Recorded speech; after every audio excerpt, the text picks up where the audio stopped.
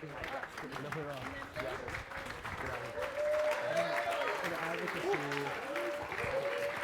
getting nervous. I'm trying to fill all the Back spots.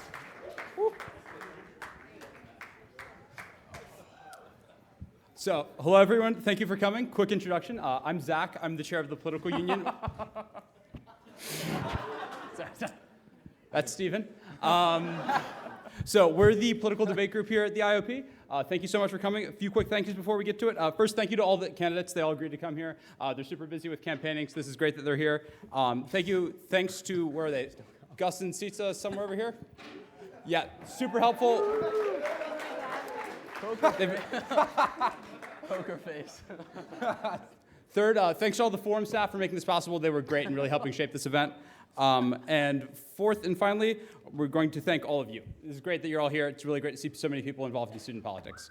But finally, without further ado, tonight we're honored to have Gene Corbin, the Assistant Dean of Harvard College for Public Service, moderating the debate tonight. For all of those of you who haven't met Dean Corbin, he's great. He really cares about student issues and student life here at Harvard. So it's really great we have someone here who's been involved in that for quite a while, making sure we can help out tonight. Gene has a vast experience in public service before coming to Harvard. He's worked on public service projects in Haiti, Fort Worth, several large nonprofits, and even teaching in schools. So it's really great he's here. In the past, he's run PBHA. He was a tutor in Lowell, and he even was here at the Kennedy School on the FOHO Scholarship, where he got his master's in public service. In his current role, Dean Corbin provides support, coordination, and strategic planning for a robust array of public service opportunities at Harvard College. The Career for Public Interest is coming up soon, so you should all see that. So without further ado, Dean Corbin.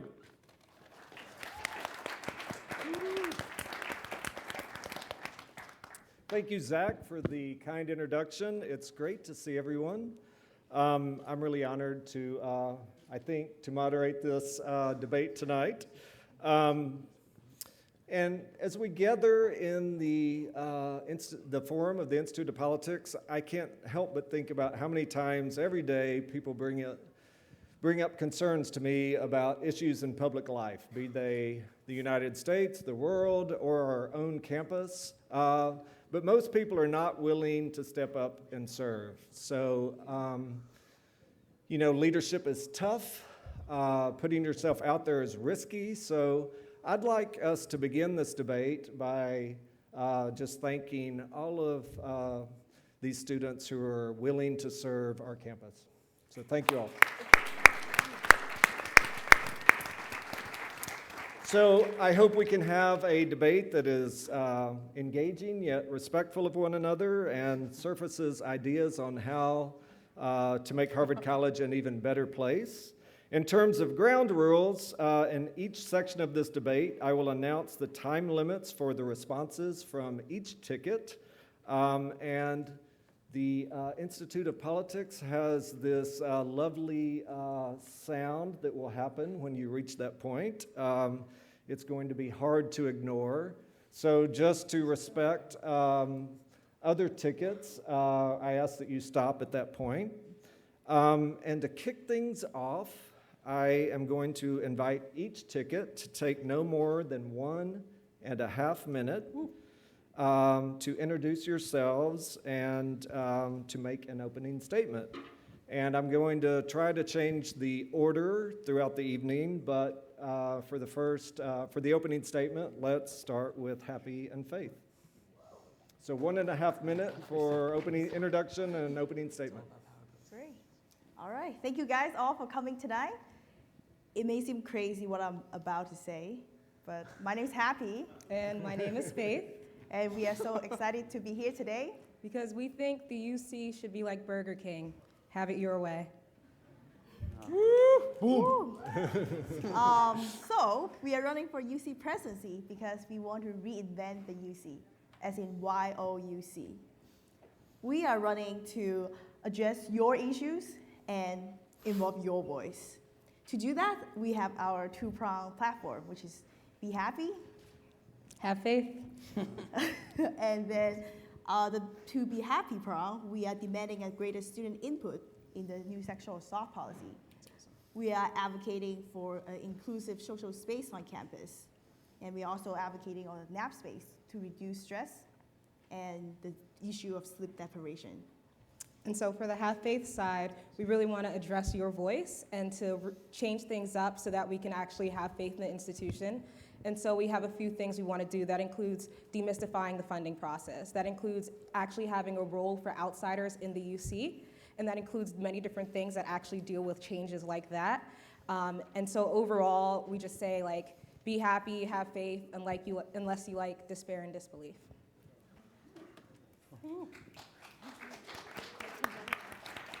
Ava and Dhruv. Hi, my name is Ava Nasro, and I'm a junior here at the college living in Soho. Hi, I'm Dhruv Goyal. I'm a junior living in Lowell House. And to open up, there are really two main things that drove Dhruv and I to run for the UC. The first one being driving that transformation from Harvard being a collection of individuals at one place to a cohesive community. And the second one is putting the funding to really make sure those ideas are implemented. In order to do this, we have a 4F plan, because everyone loves alliteration. The first one is FOMO, fear of missing out. The Harvard Undergraduate Council funds 40 events approximately every week, and not everyone knows that. Dhruv and I have developed an app in collaboration with other peer institutions that will offer a comprehensive, customizable calendar that's easily digestible.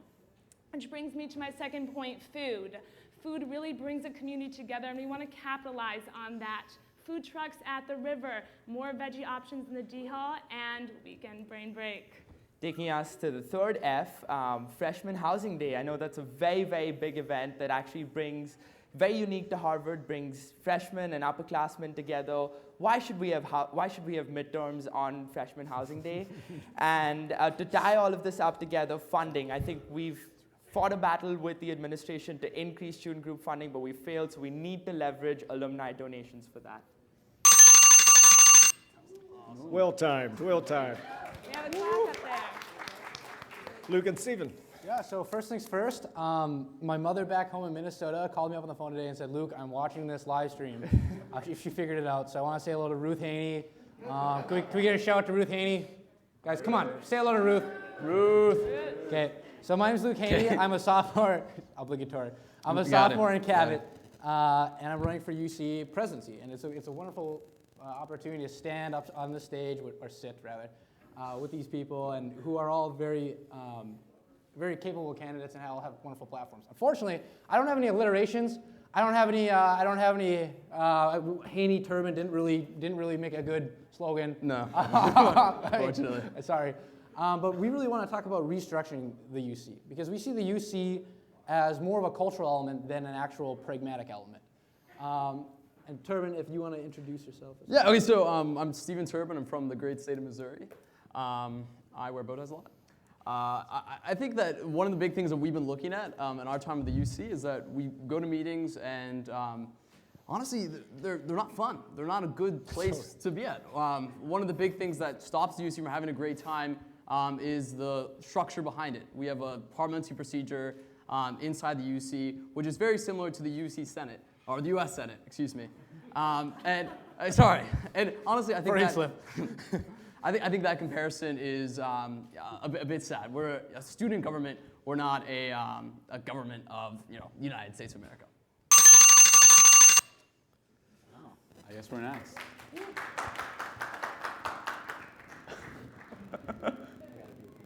Hi guys. I'm Meghamsh Kanaparthy. I'm a junior in Kirkland House. I am the current UC treasurer and former UC secretary. I'm Ema Horvath. I'm a junior in Quincy House. I have absolutely zero UC experience, but I've spent the past 2.25 years of my time here at Harvard on stage with the HRDC. So we thought a lot about what we wanted our platform to be. We boiled it down to 4 things that we could actually do over the course of a year. The first is fixing funding for small and new student groups and making that a little bit looser in terms of materials and supplies, and taking some money outside of the UC's traditionally pretty rigid funding guidelines. The second is making storage available to every student regardless of which house they were randomly placed in. So reaching out to financial aid and making that available to students who don't have $400 to drop on a storage unit over the summer.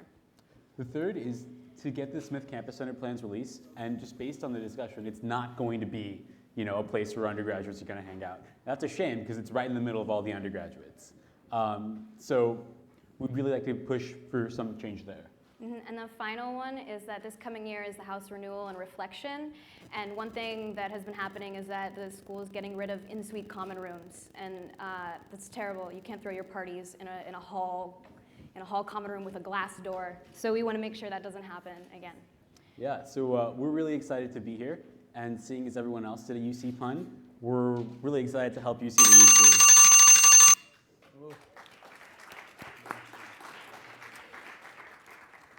So thank all of you. We're off to a lively start. I'm now going to ask a series of 3 questions prepared by the Harvard Political Union. Each ticket will have 2 minutes to respond to each question. And the first question is, what do you see as the role of the Undergraduate Council at Harvard? How can UC make a real difference in student life? And let's start with Ava and Dhruv. Sure, okay, so I get this question a lot. What does the UC even do? And that's a really valid question. So having been on the UC, this is my 3rd year now, I really believe our job is to work with these student groups who are the experts in their field. There's 490 student organizations here at Harvard.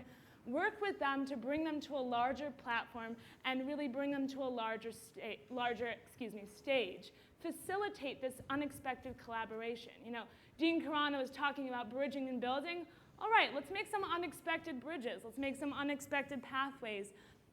And let's facilitate this engagement with a larger community. One of the ways we can do that is by making it apparent what are the open and inclusive events on campus. You can do that with a comprehensive events calendar, and advocating for things like social space, a safe one, and really bringing student voice into these admin conversations.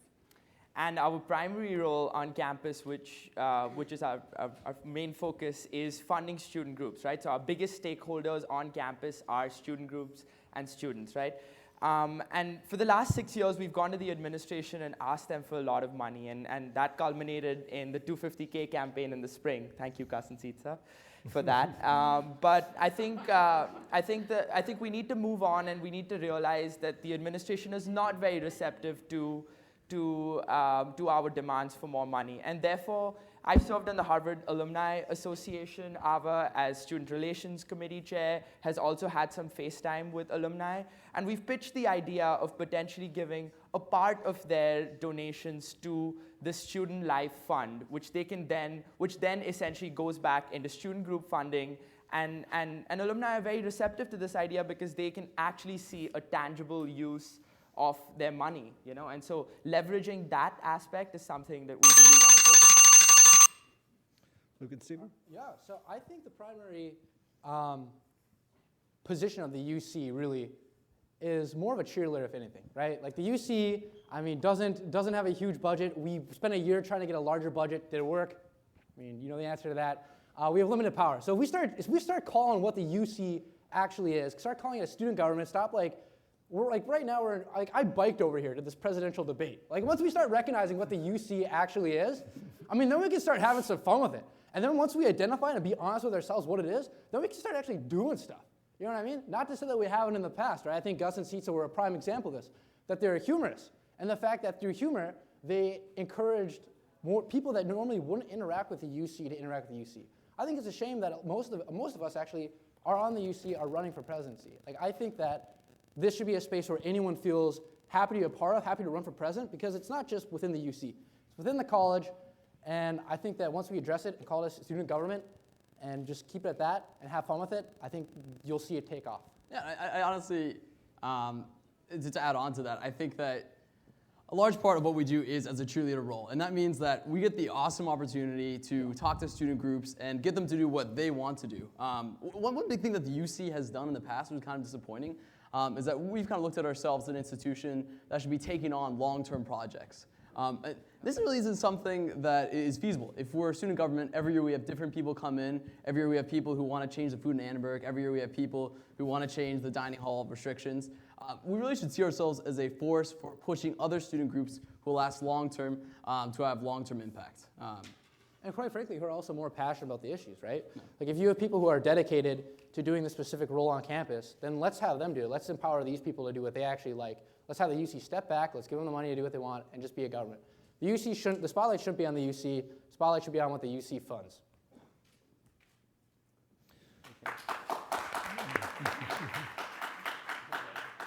Meghamsh and Emma?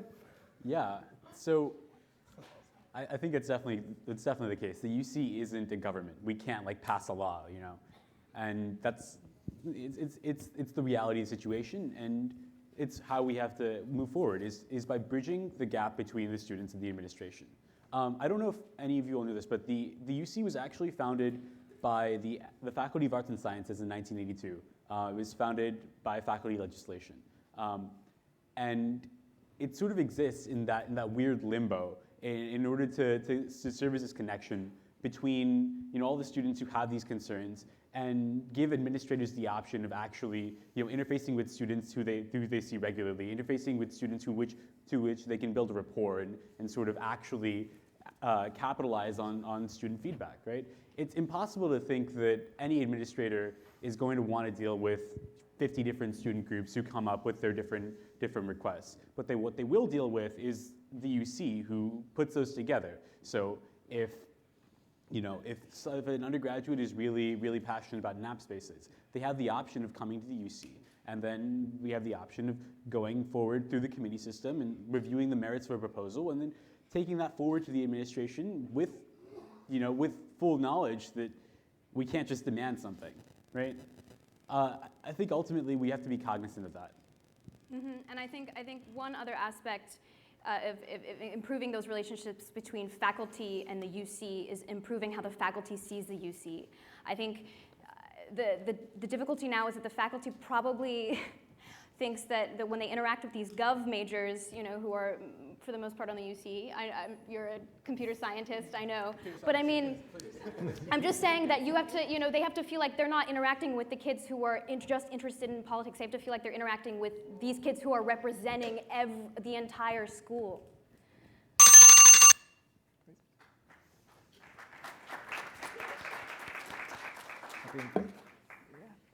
So I believe that the UC should be an advocate for the students and be a bridge between the students and the administrations. The UC is going to work on changes that directly impact student life, which fits in, the promote happiness prompt. We have to improve student life, and I think also the UC should take a more active role in leading big discussions on campus and big changes on campus. And so, to be honest, I also have not been on the UC at all, and I currently think that it's derpy in that it's decentralized. It's, for real though, it's decentralized, it's exclusive, the relevance is lacking, the power for change is unclear, and your voice is missing. And I think that the role of the UC should involve drastically changing that. In terms of decentralized, there should be a central UC agenda. In terms of relevance, it should actually be reflective of the things that go into referendum questions. Right now, what happens after the UC unanimously supports things? I actually don't know. That's what happens. And so I think that what we have is we have a very detailed issue-based task force where students, after they vote on things via referendum question, it actually creates a task force and you engage student leaders who led these task force, who led this question, who are most knowledgeable about these things. It involves actually engaging students when we go to the meeting with President Faust.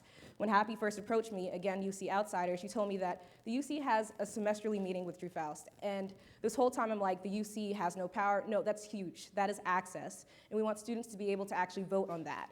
And the issue with the UC is not that it lacks power. The UC has access and it's a microphone. It's the way that you use the power. And we need to change the UC so we best use the power we have and then we can demand more input and actually gain more power after that.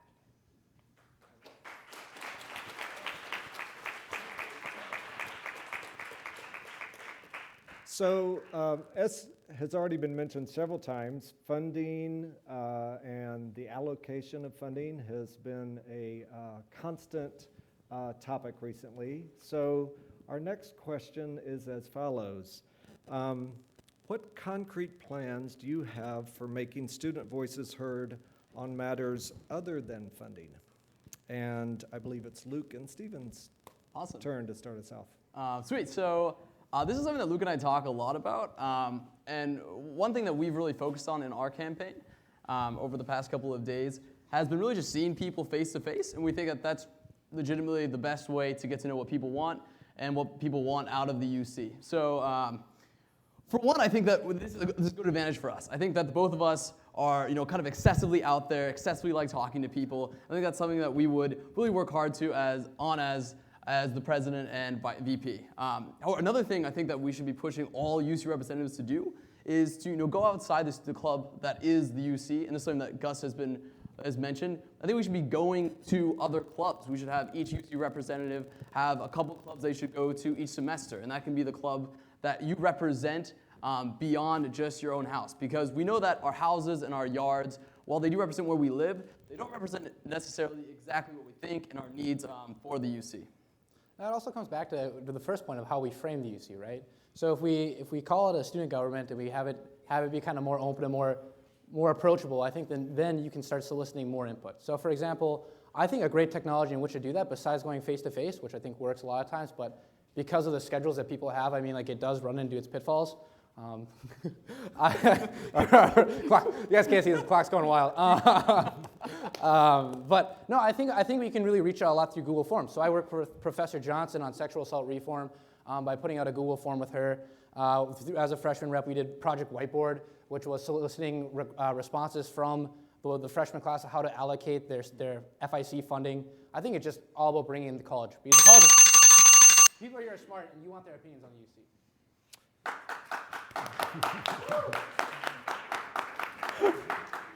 So I think the key here is exposure. That's certainly something that was new during Gus and Sietz's reign. I mean, Gus is a performer, and exposure was a big, big part of how he ran his presidency. And I think it's very important. I think exposure is incredibly important. We need flow charts of how an idea enters the UC and where it goes, who it goes to, and a timeline of what happens. We need lots of flow charts. So exposure, making sure, I think when you're a UC insider, you think you know what the student body wants, but that's not always the case. I think it's really important to shut up and listen. I've spent 10 years studying theater, and I've been in so many classes where that's just the main point of the entire class: shut up and listen. It's the best life advice ever, and I think it applies in UC perfectly. Exposure and shut up and listen. And ultimately, students have to believe that coming to the UC is worthwhile, right? Students have to know that, like, if you come to the UC with an issue, people are actually going to pursue it. People are going to take time out of their busy days to go sit in the most incredibly boring meetings you can possibly, like the Committee on Student Life, which is probably the most important committee on student life, meets at 8 a.m. in Adams. I actually slept through it this morning, but I mean, that's the thing, is that all of the most important decisions are being made in places that aren't accessible to students. They're being made in ways that aren't accessible to students, and that's ultimately it, right? There are people who really care about these things. There are people who really push for these things. There are people who really want to help, and a lot of them are on the UC. But unless people expect and are realistic about what we can actually do, they're not going to come forward with it. And it's exposure and people actually reciprocate.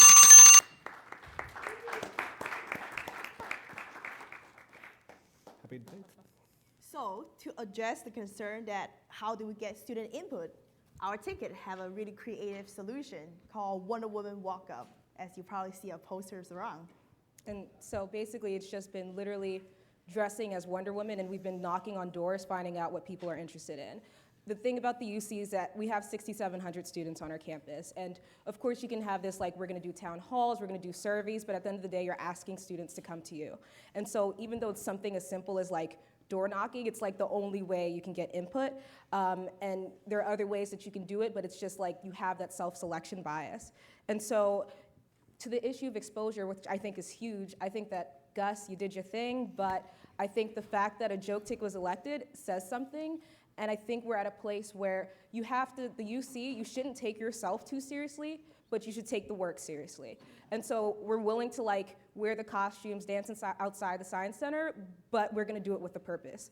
And it's actually engaging students, and like you can send the gift-filled emails, but also like be asking for input and doing things based on it. And of course, with our plan, which I kind of talked about, alluded to, the Issues Task Force and actually engaging outsiders, that's, I think, one thing is that like I have issues I'm much more concerned about, and others may have it as well, but they are concerned with student issues, they're not concerned with politics. And I think that's one thing that we really need to change about the UC. We need to change that dynamic, but also while we're currently in this state, we have to find out how we can engage people who are interested in issues and don't want to have to deal with like this. And I think there are a lot of brilliant people on campus who know a lot more about i.e. sexual assault policy than I do, that we're gonna bring in to help us. Because we realize that there are more knowledgeable and passionate people that can help us with addressing the issues, but we have to be able to make it so that they think the UC is worth their time.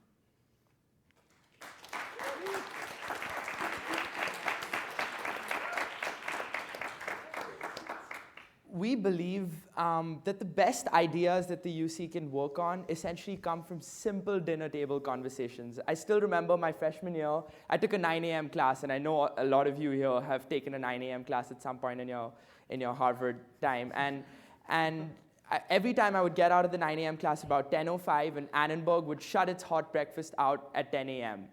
So I was having this conversation with a friend, and my friend told me, you know what, Annenberg times are from 7 to 10 a.m. Why don't you shift it from 7:15? Why don't you get it shifted from 7:15 to 10:15?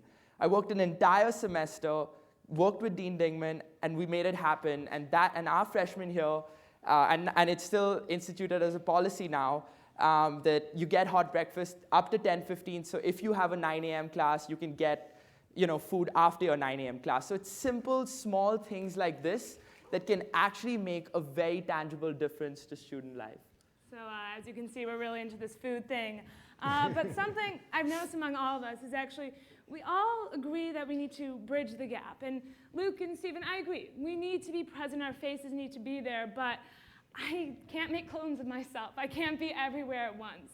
But something I can do is making this communication much more transparent. As the student relations chair, when I go to a meeting about sexual assault and I'm reading the entire Title IX document, I know that you guys aren't going to spend hours on this document. So let's think about how we're going to communicate this through infographics, through fun graphics, through ways that you engage in other social media and other websites. BuzzFeed delivers news, and it's a fun way to deliver news. Why can't we deliver news in a fun, comprehensible way? Yes, we're going to listen to you, but at the same time, I want to tell you what's going on in those meetings, and I want to say what changes are happening. And infographics do it.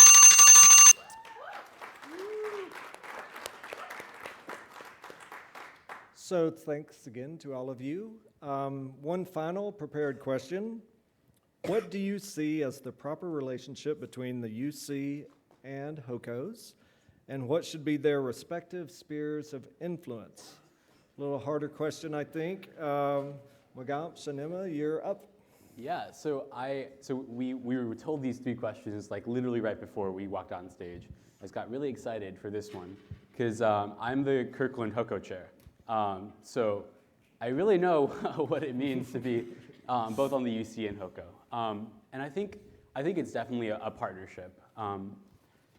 I know the Gus and Zita are on the Hoco co-list, and there's a lot of collaboration that happens there. But ultimately, I feel like, in my experience on Hoco, it's been a lot of, Hoco has a very specific mandate, and it's to the people that they represent. So when I'm planning an event as a co-chair, what I'm really worried about is, am I going to get all the sophomores in Kirkland to show up, like Kid up there? Am I going to get, the seniors to spend time at senior bar to come here? I'm not so worried about, big campus issues. But what I am worried about is the UC going to give me my check, right? And so I think there needs to be feedback, right? So I think it's perfectly reasonable to have the UC request the student groups request Hoco budgets because it's a matter of keeping this open and transparent. And it's a matter of like, if something is working for a particular house, I'm assuming that's what the question is posed on. Should the UC get the budgets for Hocos? And if something is working in a particular house, I think we need to provide that information to the rest of the houses so people know, and so people can use the same kinds of things to make their events great too. Ultimately, I think that the mandates and the missions of those two groups are different, but there's certainly very key things that bind us together. And I think that as long as we're willing to listen, it'll go great. There are allies. Time.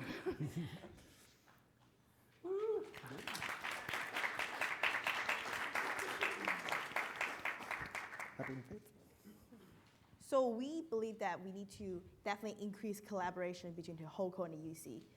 Like Meghamsh, I'm also on the Hoco for Career House, and I know that by talking with our Hoco chair, they definitely would love to work with the UC more. They told me that, oh, we would love for you guys to come by for a minute for an update. So part of our platform or our idea is to establish a monthly Hoco UC meeting to increase communication and collaboration between the UC and Hoco. A lot of times, we work on very different issues, and then there are so many ways for us to collaborate. And I think that just by having one UC representative to show up at the meeting, to talk to the Hoco, to just tell us what the issues that we're working on, it's a tremendous value to add to both sides. And in addition to that, one thing we're proposing is that we will have it so that Hoco chairs can opt into a program where one UC rep is at each of their meetings. And so this is beneficial for both in that they can just have like a 2-minute spiel from the UC and they'll hear about what's happening.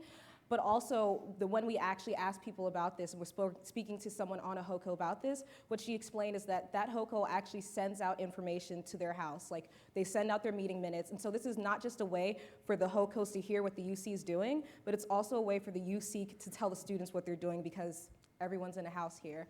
And so it's a very good way in that it's like increasing collaboration, and it's a mutually beneficial relationship. Thank you all.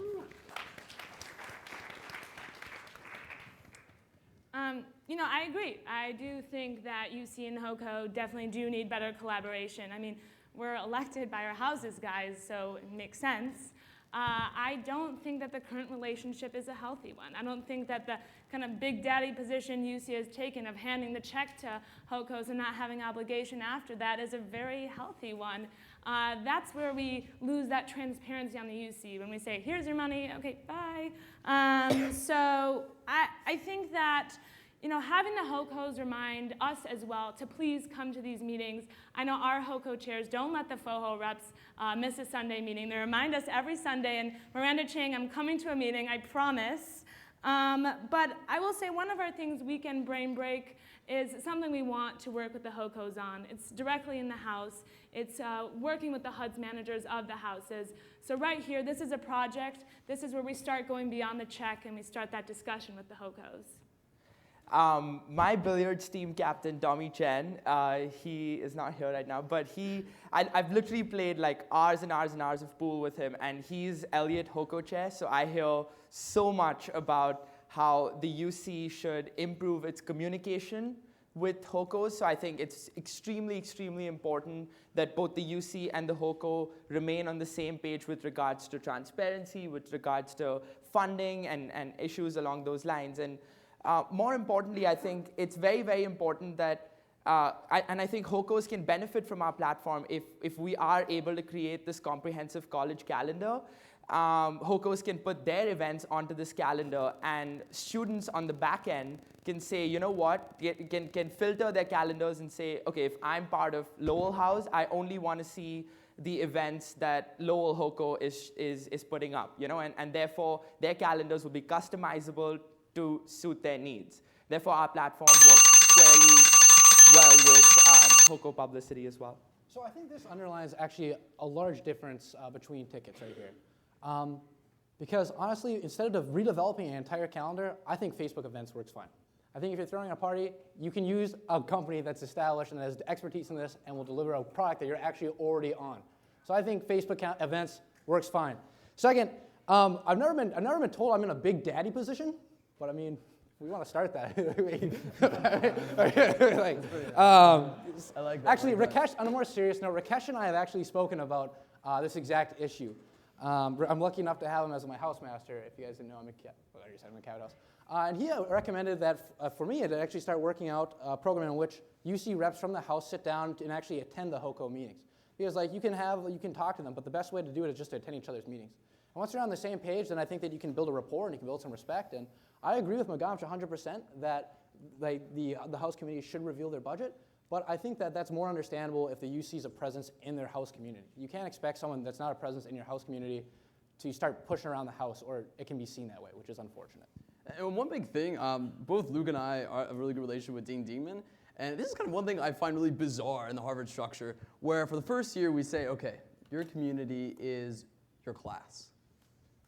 And then sophomore year we say, okay, whoa, stop, that's wrong. Your community is your house. And embrace that, because that whole class thing, that doesn't exist. And that's kind of sad, right? Like Luke is in Cabot House, I'm in Courier House. I don't really see him inside our respective living arrangements. And I think that's where the UC really stands to make a big improvement. I think the UC, beyond senior class committee, freshman class committee, there's one event for the junior sophomore class, and that's junior parent weekend. That is a travesty. That is something we should be working on right now, and something that we will be doing in our presidency.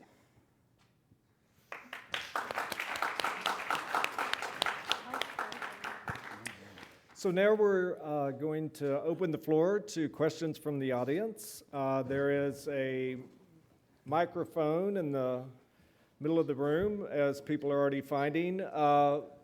Apologies for those of you in the rafters. We only have the floor microphone. But we will follow the customs of the IOP's forum, which you all, I'm guessing, are familiar with. But please begin by quickly introducing yourself. Remember that there's a difference between a speech and a question. A speech is very short, and a question is very short. Please ask questions rather than giving speeches, and questions end in question marks. So we have a long line ready to go at you all. And you will have 2 minutes to respond. Each ticket will have 2 minutes to respond to each question. And I think you've all had a chance to go first, so Happy and Faith, you will be up first on this. So thank you. Go ahead. All right. Hi, guys. My name is Leah Singer, and I'm in the unique position of being on both the JFK Forum Committee and on the UC as the finance chair. So we've heard a lot of great ideas tonight, but I was really interested in hearing more concretes, especially in regards to something near and dear to me, which is funding. So Happy and Faith, you mentioned demystifying the grants process. Ava and Dhruv, you said alumni donations would be something you look into. And Luke and Stephen, you said alcohol, funding alcohol. We'll speak to it. What? We'll speak to it. Okay. Okay, great. Meghamsh, you didn't mention it tonight, but I'm sure there are also concretes that you would like to work with. So I was just wondering, what those concretes were in terms of not the idea, but how you're going to get it done and what you would like to see. So demystify the funding process, as you referenced, is under Have Faith. And so it's the way we plan to do this is kind of like two main things. The first thing is that the grant application process, it's very confusing. Like, when talking to people, they're like, oh, I just call up my friend on the UC. Like, what? And so one of the main things that we're actually doing is actually making it so that it's one streamlined process instead of like, this is one grant, this is another grant, and actually making it unified. Another big thing is that it should not be a situation where you have to know someone on the UC to actually get grant funding or know how to do it. And so in order to especially be fair to the smaller clubs, one thing we want to do is to have it so that the Finance Committee actually sponsors a beginning of the year session where you actually go over the grant application process and then actually connecting Finance Committee members with a certain amount of clubs so that you have that person that you're like, this is the email of someone that you will contact if you need help. And so it's mainly kind of restructuring how the actual application process works and then also making it so that there's extra support in terms of explaining how it works. Yeah, we do have a treasurer's list, but yeah. Yeah, and so having the people on that list also be able to know this is my contact person. Okay. Ava and Dhruv? Yeah, so you'd be curious to know as to how those alumni donations and that entire process would work. If you're a regular donor to Harvard, you have the ability to earmark a part of your fund or the money that you give to certain causes. Not all of it, say 3 to 5%, you can give to certain causes that you believe in. And what we want to do is we essentially want to reach out to those folks and start with creating an alumni advisory board, which is actually something, an alumni advisory board to the UC, which is actually something that we've already started working on as part of a collaboration between the UC and the Harvard Alumni Association, which I serve on.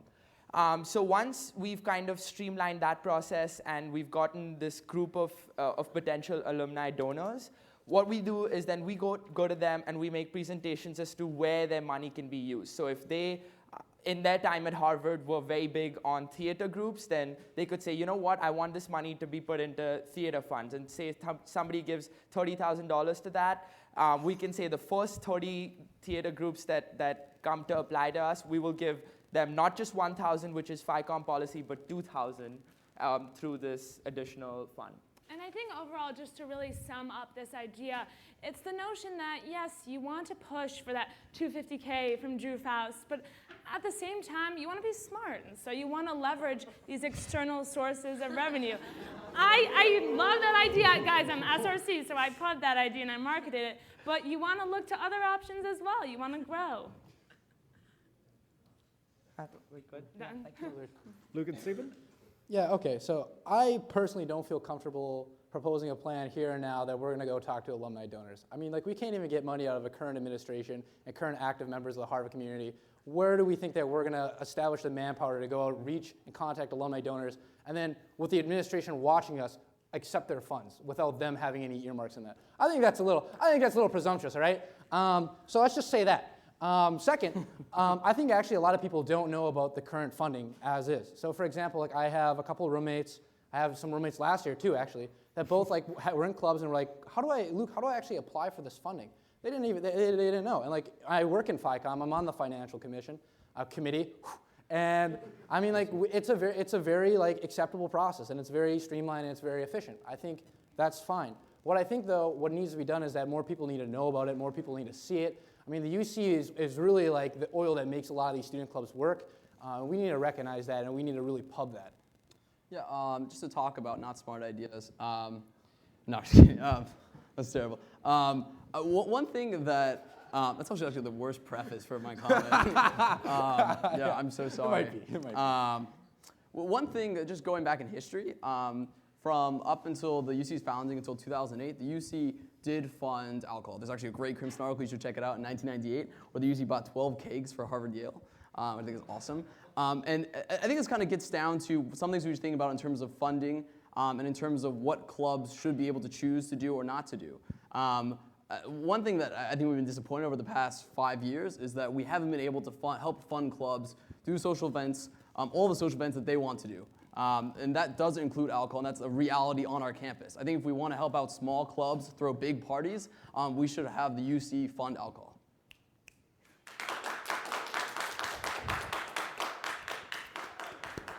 Meghamsh and Ema? I'm going to get a quick word in before the treasurer starts talking about funding. But yeah, back to exposure flow charts and every small student group needs a flow chart. This is like, go to this office in the I don't know how you get funding. You go to the IOP, right? No, you go on a website. No, what do you do? Website. You go on a website, okay, and then do you need your ID number? What do you? I mean, you need steps. Yeah. So fun fact. Fun fact, there actually is a meeting every year during club re-registration where we like explain the funding process in detail. Like clubs choose not to go to it. And like funner fact, clubs will go through the process of applying for money and then not pick up their check. Like that makes zero sense to me. I think we have to acknowledge the fact that there are real things that we do. So every member who comes into a FICOM meeting will get us an email from a person who interviewed them saying like, this is your contact. Like if you have a question, reach out to them. They get an email from me every time they're at office hours. They also get an email like, every single time that they receive a grant after the UC votes on them. Ultimately, like, funding is one of those things where I think the concretes really have to come in terms of changing in our policy. I think one of the things that we're pushing for is for the way that small groups and new clubs get treated, because a lot of the times, especially on FICOM, sometimes the decisions become by our policy guide, which is great because it's fair, because everyone who wants to apply can see it. But sometimes the basis for making these decisions shouldn't be what's written on the piece of paper, but rather what's the need on the student group, right? And there is sometimes where, you know, if you're the Go Club and you need a bunch of Go boards, it's a little bit harder to fit into the policy guide. But it's certainly a need that you have that's direct and that's Thank you. I could talk about this for a long time. So next question. Yo, what's up, guys? I'm Ali, for those of you who don't know me, which is like 7 of you. So, Ali, yep. All right, so nice to meet you. So obviously, like, one of the big stories on campus this week has been the whole UHS restructuring, a decision which was seemingly made with very, very little student input, which I think is a cause for concern among a lot of students, that there was so little input. So you guys talked a lot about bridging the gap between the UC and the student body, but I was just wondering what were you guys' thoughts on bridging the gap between the UC and the administration more, so that the UC is a more legitimate, like, institution with regards to, like, communicating with various administrative groups. Yeah. So Ava and Dhruv, bridging that gap with those administrators? Yeah, okay, so thank you for that question, Ali. So talking about bridging the gap, let's do it right here. So what's going on with the change in Stillman? What's happening is that Dr. Barrera and his task force really want to make UHS more of an urgent care clinic, more so you call up and then same day you have an appointment. This is good for that 8 a.m. to 10 p.m. stretch. Really bad that we're closing off Stillman for the overnight hours. So reading through his long email, I noticed a few loopholes in there, such as one, when this nurse decides to pick up the phone in the after hours, what kind of advice is she going to give me? I mean, finals, freshman year at 2 a.m., I walked into UHS because I was really sick. My situation during that time was beyond a nurse calling me and giving me advice. So I need to, and along with Dhruv and along with you guys, come into this meeting with Dr. Barrera. I've had meetings with him one-on-one. I'm very comfortable talking to him and say, what's this transitional space you were talking about in your email between Mount Auburn and UHS? What's this home care model you were talking about, and how are you going to staff that? And when it comes to alcohol, if it's going to be at Mount Auburn, a lot of students, including myself, feel a little bit uncomfortable with that and the amnesty policy. There's a difference between UHS and Mount Auburn. There's a difference in distance as well. And trust me, when it comes to intoxication, students often need direct contact, and they need to be seen in a close proximity. So Dr. Barrera, these are the questions I have for you. And just on a more broad level, news like this is something that will come up several times if we are elected as President VP. So I think on a more general level, our approach to these situations would be reaching out to the administration first and foremost. And I think Gus and Seats have done a great job with this, and then making an informed sort of decision as to how you want to deal with it. Luke and Stephen? This makes me so honestly disgusted with the administration. We have a clinic that is for students after hours who are in danger. There are schools across MIT, for example, where students die because they don't get immediate treatment.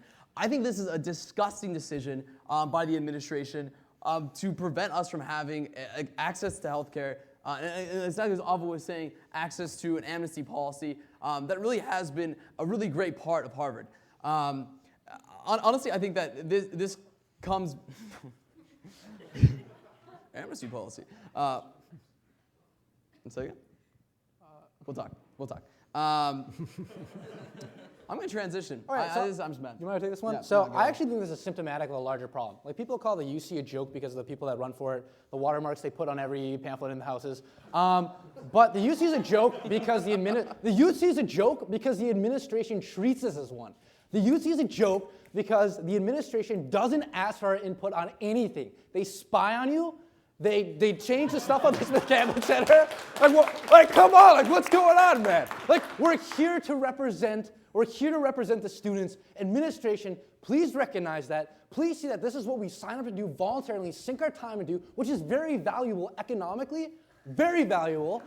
And like, we're dedicated to service. So I think the fact that they didn't even contact the UC or the students this helps to serve, what the hell is that? Like, what are we doing?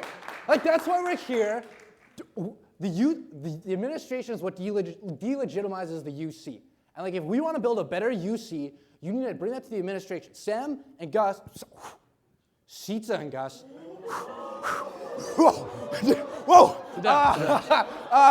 have done an excellent job in outreach, and we would like to keep that going, because that's just ridiculous.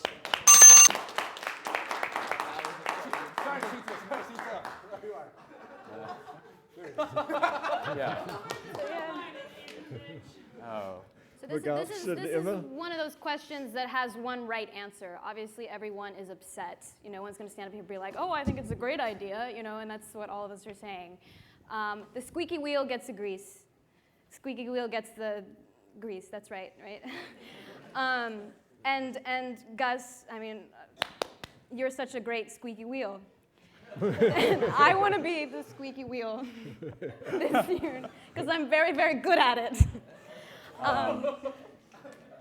Yeah, actually, I'm sort of mad at Gus and Tita because they knew before the rest of the students did that this was going to happen. And this is the worst part, is that, yeah, bombshell. The worst part is the administration will make a decision. And then they'll come to you like, oh, let's hold a town hall, let's do this, like, let's pretend like you have input after we've made this decision, right? That's the worst part, is they think that they can patronize you with the idea of like, oh, like we're coming to you and asking your input, but if you've already made this decision, if you're already certain on what you're going to do, then what's the use, That's the frustration that I think students feel, is that they hear their voices, they have loud voices, like me and Emma can yell, like Gus and Sita can definitely yell, but they have these loud voices and the administration will listen to them, but only after they've already decided exactly what they're going to do. And it's incredibly frustrating, and that's the main frustration that I have as a UC member. And I think the reason is because the faculty feels like they're answering to a small body, and they don't feel like they're answering to the entire student body. So again, it's a matter of bridging the gap. Yeah, I'm still mad. Happy in faith? Look, the student infirmary. I think it's a service that they tell us is underutilized, but a service that is underutilized does not. Wait, how does that? Okay, wait. What's going on? So a service that is underutilized. Wait, hold on. Oh my God. Okay, so something that is underutilized does not mean that it should be eliminated. Last night, my eye got an infection, so I had to show it at Stillman at midnight because, look, my eye was like going all red, swollen. So if it's not there, what are we gonna do? I'm not gonna walk to Mount Auburn Hospital. So I think that it's definitely a problem that the administration choose to just cancel this program without notifying students. It's a big issue. And so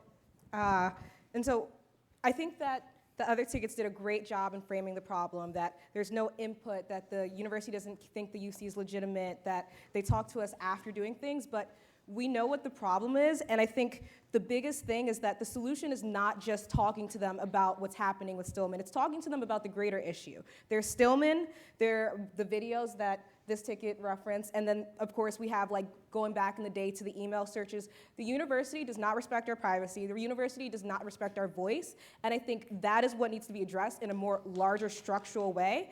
I think that the UC needs to unite, you need to work as a team, hold each other's mics, and do what you gotta do so that the university realizes like that this is not how we can proceed. Like the biggest issue is not talking about Stillman, it's talking about the fact that we can't have this thing where the university decides something, there's a newspaper article, we get outraged, there's a task force. No, no, no, no. We could easily address these issues before we get to that stage, and that's what we need to be doing.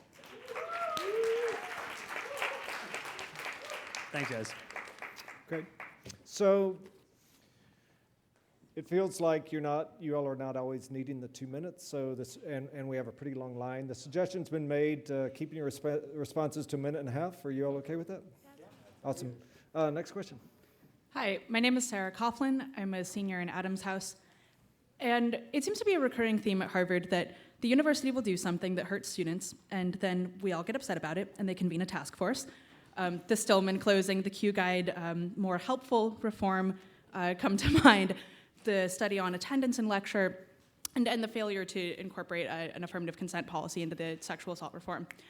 I think it's clear from what's going on today that Gus and Seats have created an environment where students feel very empowered to talk about the way that the university isn't listening to us. My question is, how will your administration retain the student body's confidence that you will continue to use the UC not just as a body of student governance, but actually as a body of student activism? Absolutely.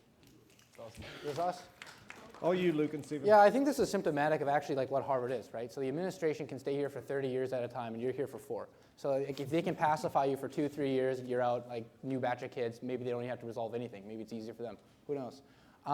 I think this goes, and I would agree 100% that I think Gus and Seats have done a very good job of making it a more welcoming zone in which people can come in and campaign and talk about these things and also have activism. I think that's 100% true. But I think that's how you frame the UC. I think if you frame it as a more inclusive environment and you through the use of humor, as Gus shows, have people actually read your emails, and humor actually requires another person for something to be funny. Like if you tell a joke to yourself, it's not funny. If you actually keep doing these things, or maybe it is, if you keep doing these things in which you solicit input from students and make people feel valued for the input that they give, I think that the activism will come naturally. This is actually why I'm a big fan of continuing pushing the administration for increased funding. Maybe not the same, maybe we won't call it the 250K deal, maybe we'll call it the 300K deal, who knows? But I'm a huge fan of keeping with the issues that the students continually, year after year, feel that is important. I think the 285K fund is it's going to be huge. Honestly, I think that's it. We've got 18 seconds. I think when you make the UC into something that's fun, into something that's people that want to be a part of, people want to hear about, people want to see, then people say, oh, like these issues actually do matter to me because I'm engaged with the undergraduate council. And I think, I honestly think Luke and I would do a good job of that. Okay. Ema and Meghamsh? I think it's just the fact that people know what the hell we're doing. Like before Gus and Sitsa, there were so many conversations where I'd say I'm on the UC, and then people would be like, oh, that's cool, like, what do you do? At least with Gus and Sitsa, they know what we're doing. I think the next step is to actually have more things get done. Because ultimately, we can be loud for as long as we want to be loud, but until we see some actual results from these kinds of things, then we can't move forward to being a real relevant body on campus, right? Like, ultimately, students need to be able to see direct results from what they're pushing for in order to continue to come to the UC for something. And I think more than anything, it's just the fact that the administration has to realize that we want to be a part of these conversations. It's not like we don't care about these issues, because obviously we do, but we want to care about them before you make your minds up. You know, we want to care about them before you decide that you're going to completely change what you're going to do. We want to talk to you, one-on-one. We're Harvard students. We're like smart people. We can like talk about issues and not get worked out about them. So why are we coming to these issues after you've already made a bad decision, after we're already worked up? Like, come to us first. That's the call to the administration. Come to us first. Come to us before you do something stupid. Okay, I have 8 seconds, but I wanted to say that it seems like nothing really happens unless Gus stands in front of Dhruv House office in a Napoleon costume and like 50 other people show up. I don't know how to make people show up, but I'm going to darn well try and make people show up, because I think when no one just listens to 2 people, it's been proven over and over again.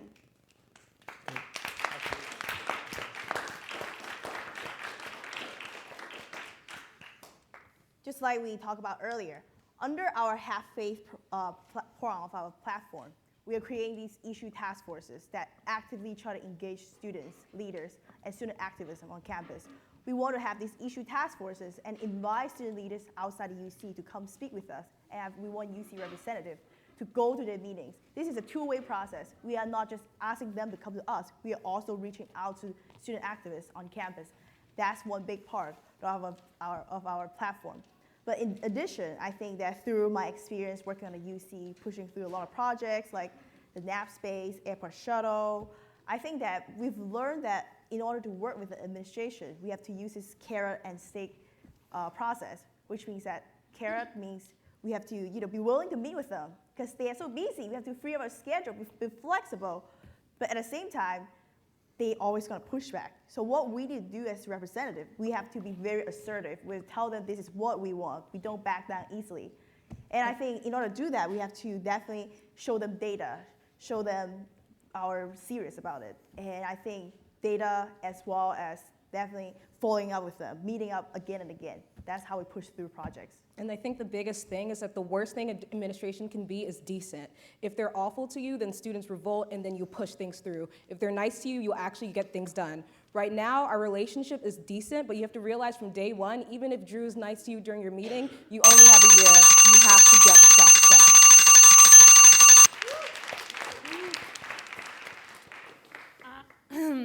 Okay, so two things. One, I think we've all agreed that we need to be talking to the administration a lot, but I think this is just going back to like manners. When you're talking to the administration, if I were in their shoes, I don't want someone shouting in my face. I want to have a conversation. In the words of Emma, I think both the administration and us need to listen to each other so that we can actually communicate what the administration is doing so that they can see, oh, the UC is an effective body of communication. You know what, let's consult them first. Let's talk to them. And secondly, I'm the SRC Chair of Student Relations, so under Gus and Sietz's time, I've kind of been telling you all what they've been doing, so I have experience in this as well. Actually, just 2 nights ago, I was having a conversation with a friend who was unfortunately in the same car as Angela last year. And he asked me, Dhruv, the administration's created this task force on transportation and why is it that students are driving back at 2 a.m. and have to drive the car themselves, and what is the administration doing about it? And my answer to him was, yes, this task force has been created, but there's been absolutely no policy change that has come out of this task force. What is our job? Our job is to talk to the administration, try and convince them of an issue. But if nothing happens, it is our job to communicate that the administration has done nothing, even after a tragic incident like this has happened. And Gus and Sietzer have done a fantastic job with that. Next question. Hi, my name is Gabby. I'm a junior and I live in Quincy House.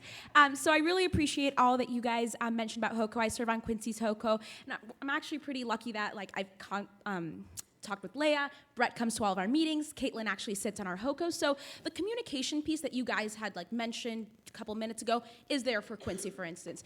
But what I think that we're kind of lacking is the concrete resources. So I really appreciate it when the Hoco budgets came out, for instance. And I did a little bit of calculation, because not every house is the same size, and it turns out that some houses just simply have more money per student, and that's just a case. Quincy, Leverett, those are big houses. And if we're trying to frame the house system as something that is, every house is great, every house is the same, and the houses are random, you can't opt into it, I think that it's a little problematic that not every house kind of provides the same for everyone. And I was wondering if that's something that has kind of been on your mind as to how we can equalize funding so that every Hoco has the means to provide an equal experience. And just going along with that, how have you guys considered the storage situation? That has been something that definitely affected Quincy, but as the years go by are kind of going to affect other houses as well. Thank you. So thank you for your question. Meghamsh and Emma, I think we're on you. Gabby, correct me if I'm wrong, I heard the question, should funding in the houses be equal, and can you do something about storage? Is that? Oh. Yeah. Oh, yeah. Yeah, so you want to take funding, I'll take storage. Sure. We got a plan. Storage. Yeah, okay, I live in Quincy. I'm livid about this storage. I paid $400 out of pocket for a unit. It's somewhere near the quad for my stuff. And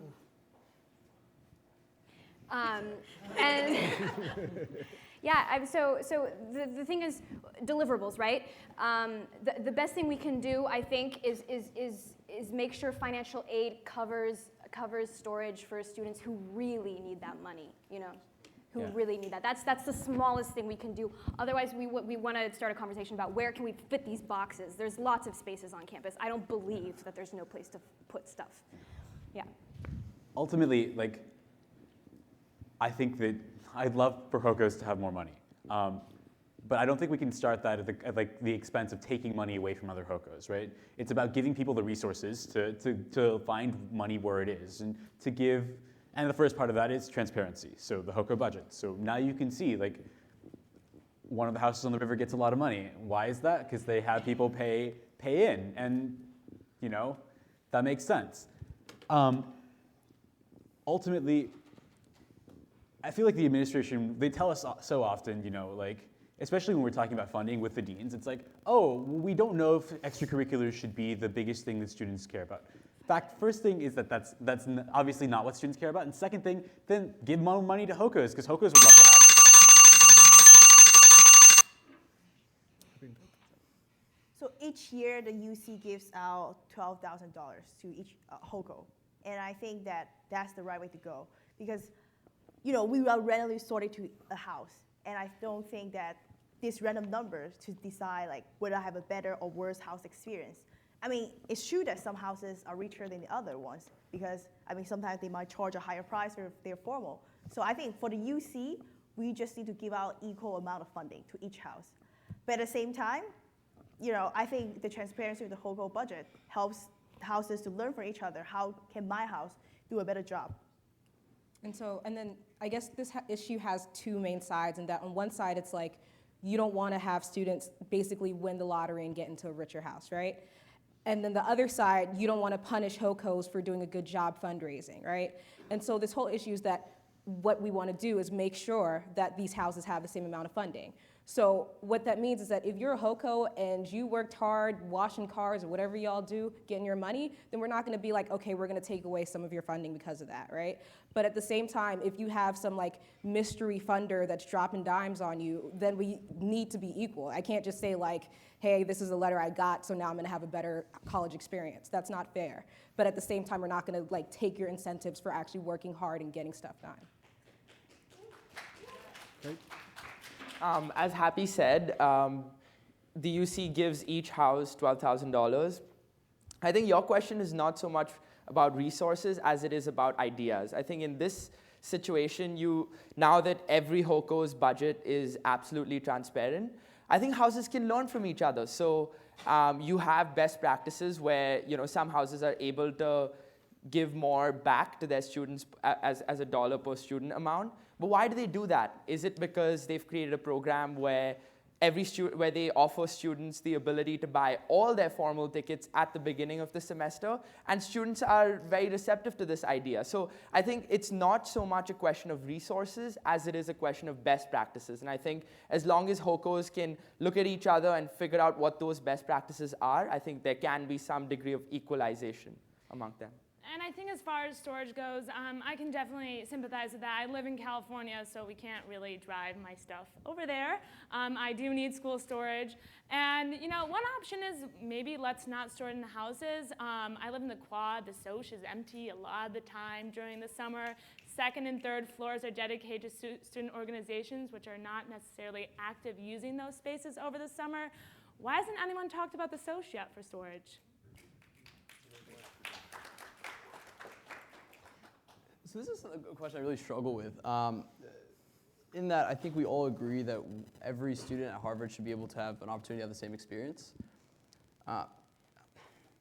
Unfortunately, I think we have a reality where some houses have more circulation and thus have a stronger house life than others. And I think that's something that we should recognize as a college. It's kind of like the awkward elephant in the room. But if I was selected into a house where I have friends coming in all the time, circulating in and out, and whereas if I'm in another house where I only see the people inside my house, I'm not sure if that's a fair experience in itself. And I honestly think that maybe pushing back against equal Hoco budget, I think that the UC should be taking an analytical look at each of the houses and say perhaps I'm in Courier. Perhaps Courier actually does need the most help, and that's the job of the UC to say, hey, we want to give that equal experience to each house. If we do take an analytical approach, I think that it's important to note that we wouldn't want to keep that within the UC. We want to have clubs that already do this kind of statistical analysis for fun on Harvard do it, right? Like, why would we pass on this opportunity to put a platform on other people to further exceed? That said, honestly, long term, I wish I could give you a quick and easy answer, but there's not one. I mean, this comes back to funding for the UC, this comes back to funding for Hocos, and this comes back to the administration not wanting to cooperate with us. I mean, this is honestly, this is out of the scope of the UC. This is in the scope of the college, though. I was at Gus's event when he threw toilet paper at construction funding. Less than 1% of the college came. I mean, like, we fund so much of the college. It needs to be a college event, not a UC event. Thank you. Go to the next question. Hi. I'm hoping to bring into the discussion a bit about the internal operations of the UC. More than half of my friends who were elected to the UC eventually kind of got disillusioned within a semester, after semester, and then ended up quitting.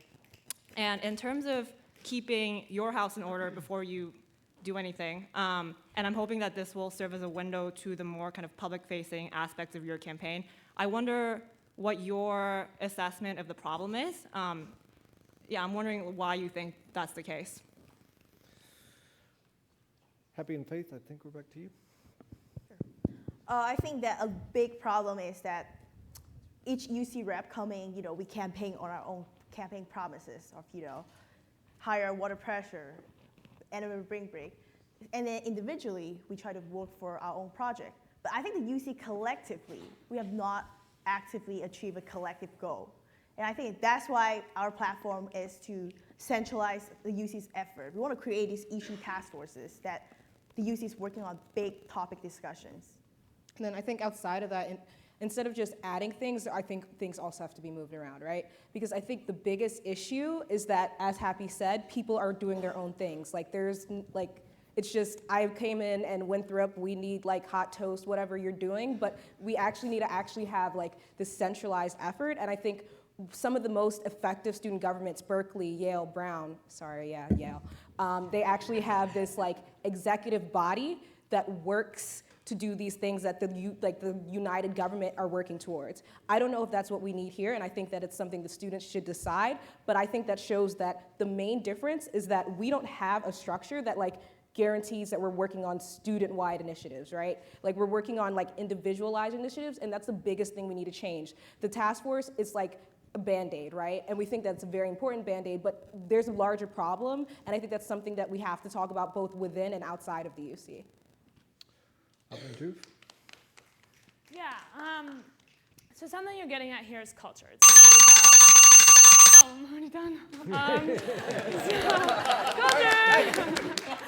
Okay, so anyways, where I was, getting at culture, getting about, as much as it is we need to engage students, the UC needs to engage itself. It needs to be social. It needs to, I have friends from the UC, and one of the things we talked about in exec board last year was how do we ensure we have a better culture? How do we ensure reps are better oriented? So one of the ways we did that was that we had a retreat this year. Yes, we spent money on a retreat because that ensured that we could all get to know each other before and get to know the system. And furthermore, on my committee in SRC, any project that's a big project is paired up with an experienced member and a new member, so you don't feel lost on the UC. Because freshman year, I didn't like the UC at all. I was thinking about quitting because I felt really lost. And now I think we're more in a state where, there's older people showing the younger people what's up. And Partly Pro is really confusing. There's older people showing the younger people, and vice versa, how to do it. I think just touching on Ava's point, it's this idea of ownership of projects. I think unless you are a UC rep that feels that you have some sort of ownership of doing something, you're more likely to stay on. So I remember when I joined the education committee, we had 4 people, but today we have 16 because there are 8 projects, and I've literally stepped back, and all 16 members are working on projects of their own, and they feel this sense of ownership, which is more likely to keep them going onto the council. Luke and Stephen? I think internally the culture is confused. So for example, we have Gus and Sita. Gus is wearing his Napoleon costume up front, and yet we're adhering to partly pro rules, which are like a remnant of like formal governance. And I think that honestly within the UC, I know for myself, like sometimes I feel that I don't have a safe space to say what I really feel because I don't know what the rules are doing. Like I don't know what the hell's going on. I'm like, no, really, like I think like 3 people know what the rules are doing. We've had like 20, no, I'm serious, we have a 20 minutes discussion over like whether we should pass the law or like whether we can't. We can vote to vote. Like what? Who wants to be a part of that, right? Like if you make the UC a more fun place to be in, if you make it more fun, then you'll have more people that actually want to turn out for the UC. You'll increase the respect within the college for the UC. And I think you'll just have a better culture as is. You're part of the FOC community. And the FOC community is wonderful because it's such an inclusive community. If we can make the UC like that, more people will want to be a part of it and it'll be more respected. Here's one thing, just like step back on like what the UC does. The UC is a student group that meets with 40 people every week. That's terrible. Having 40 people have one person talk one at a time, it takes an hour and a half, 2 hours. Honestly, I think we have to look at the structure of the UC at its core. Should we have a General Assembly of 40 students where one student talks about parliamentary procedure the entire time and 2 others present while everyone else listens? Yeah. I think that's a legitimate question that we'll be approaching.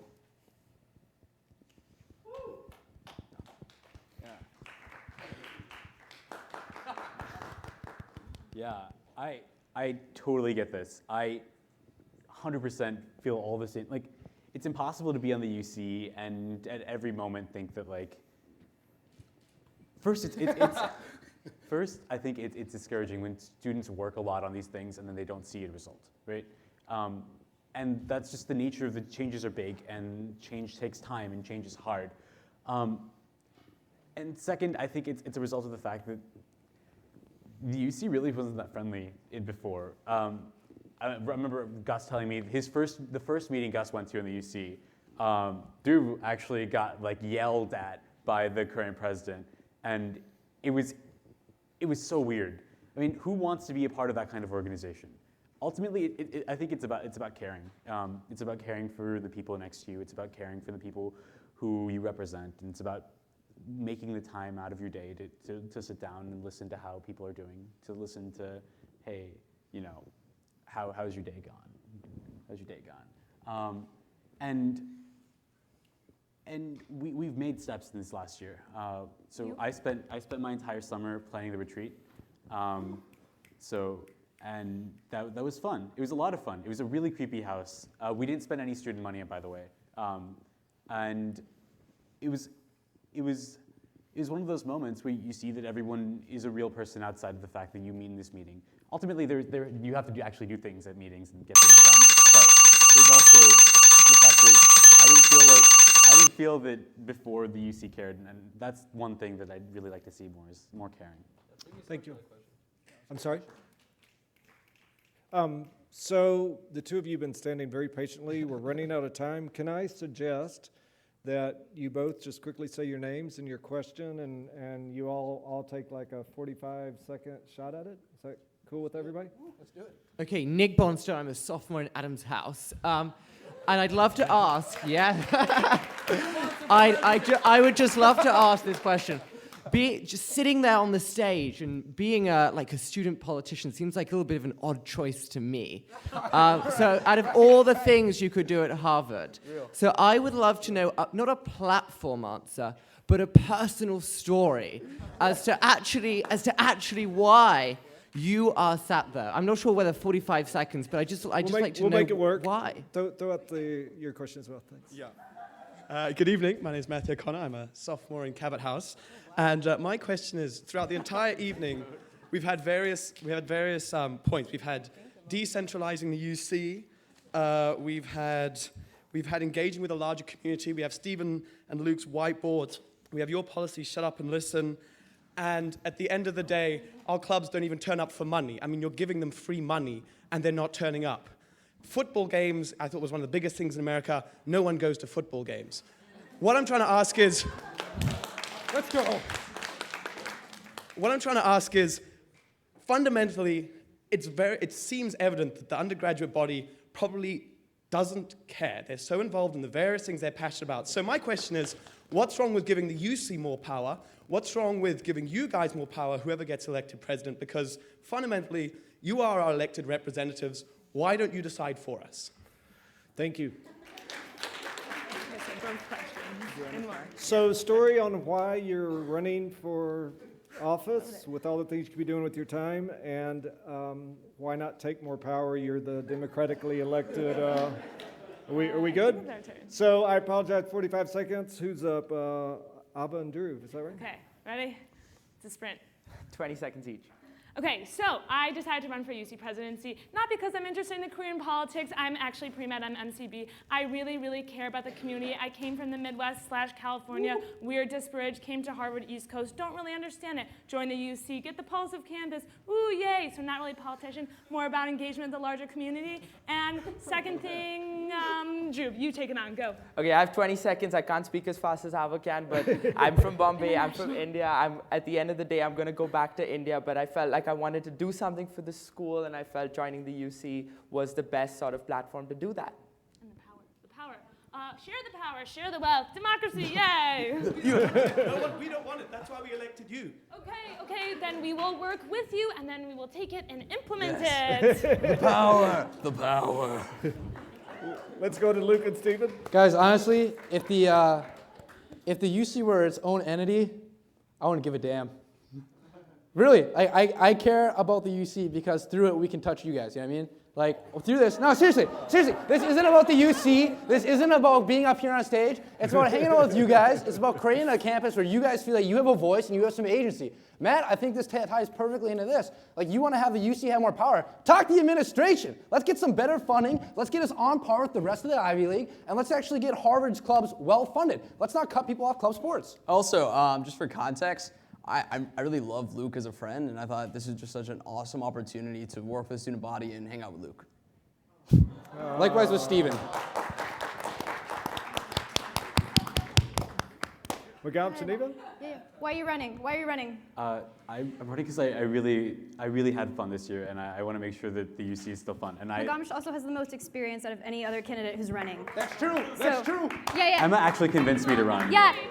I'm running because I think Meghamsh is one of the nicest people I've ever met that's on the UC, and I think he also has so much experience, and I bothered him all summer. I was like, you gotta run, you gotta run, you gotta run. He was like, no, I'm too, like, immodest. And, Immodest? And, no, modest!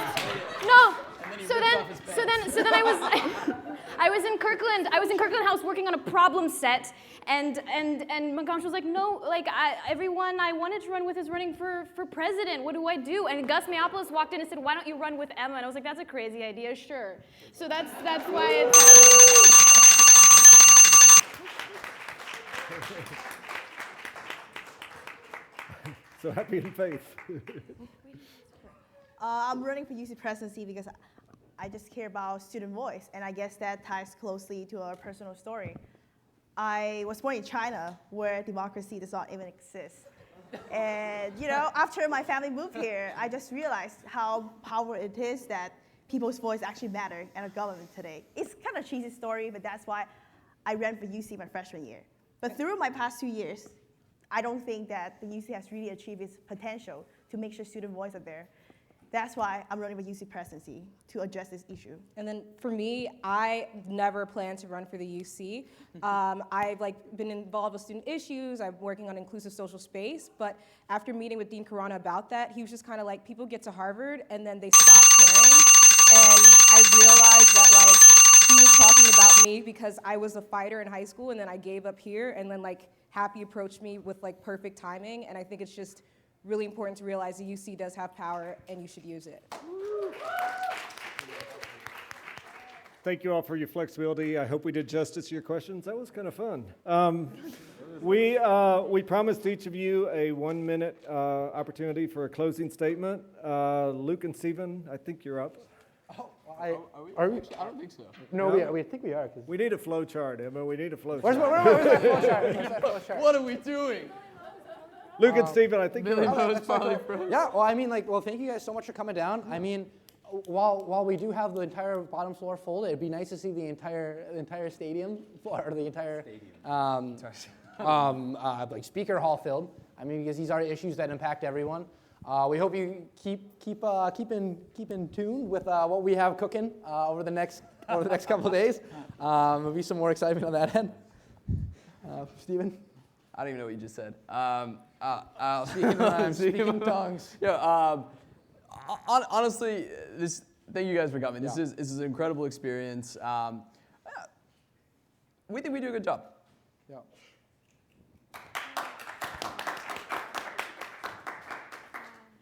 Yeah, thank you so much for your questions.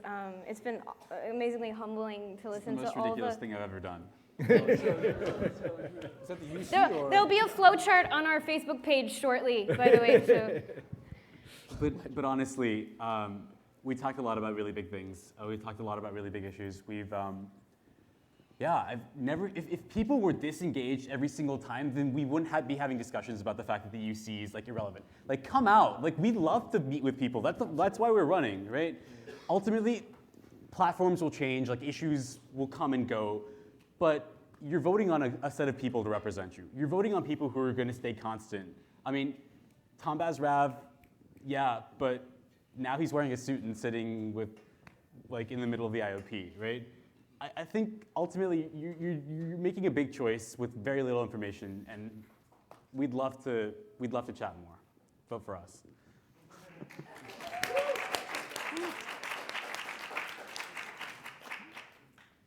So last year, a Joe ticket won the UC election, and it demonstrated how much students believed that the UC was ineffective. I think this year,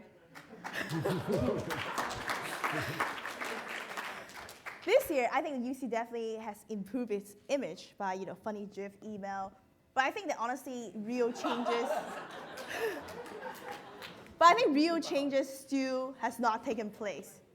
Look at the Q Guy disability score. Look at the Stillman Infirmary decision that is made without student input. I think the real issue right now is that the administration does not care about our voice because our students does not give the UC a voice. Because students do not trust the UC, that's why the administration was like, why should we care about the UC at all? That's why we're running to reinvent the UC. And so at the end of the day, just if you don't do anything else, be happy, have faith, reinvent the UC in that order. And we cannot reinvent a UC without you. Last but not least, Ava and Dhruv. So like I was saying before in my sprint speech, I don't have a career in politics.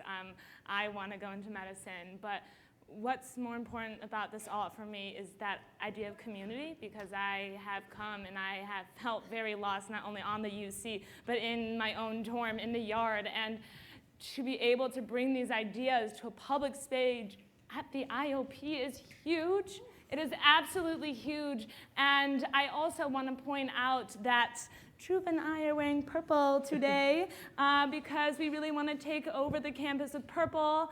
Purple your news feeds, purple the posters. And Dhruv, why don't you go and say something too? Yeah, no, essentially, I remember sitting down with Professor Eck, who was helping me with my Lowell speech, and she told me, Dhruv, you're really, really passionate about the UC. Why don't you talk about why students should care about the UC? So go onto the Lowell website, have a look at why I believe and why we believe, you should actually care about the UC.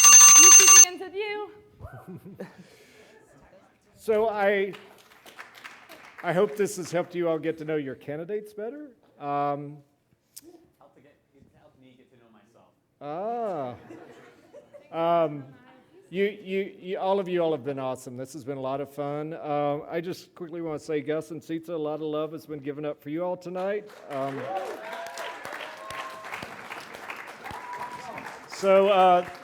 Thanks for your service as well. And let's thank your candidates who are bravely running for office. Thank you all for coming. And I survived.